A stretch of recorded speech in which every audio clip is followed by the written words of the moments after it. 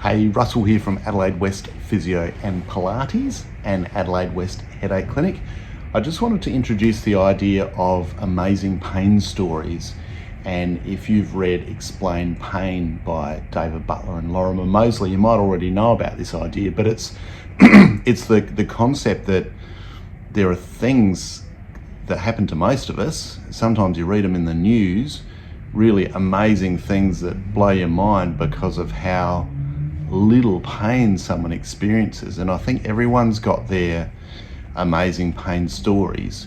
Mine is, there's a few, but the simplest one is I was right into, well, kind of still am, into renovating and sanding a piece of timber one day and really going for it, not really thinking about what I was doing. And then I realized that there was something strange happening between my fingers, in that I couldn't separate my little finger from my ring finger.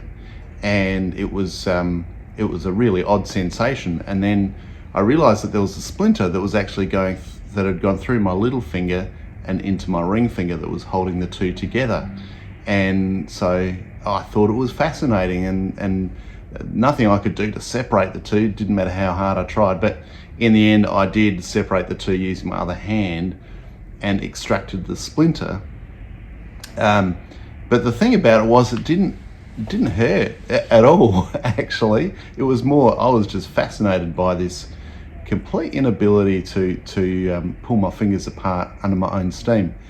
So at the time, there was no pain.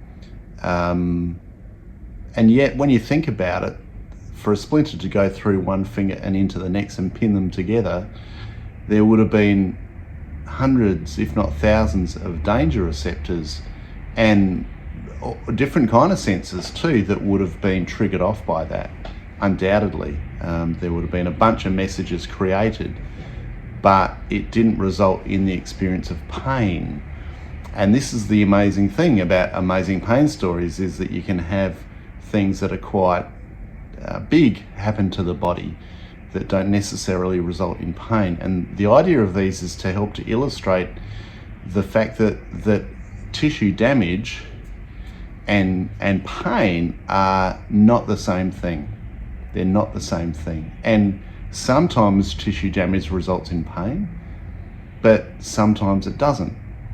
And if you can use these kind of stories to help to get your head around that idea, because I know that it's a fairly counterintuitive kind of thing. You think they're the same, but they're actually not. So if you've got an amazing pain story, let us know. I'd love to hear about it. Send us an email or write something in the comments, or let us know somehow, because I love to add to this library of amazing pain stories. Cheers. See ya.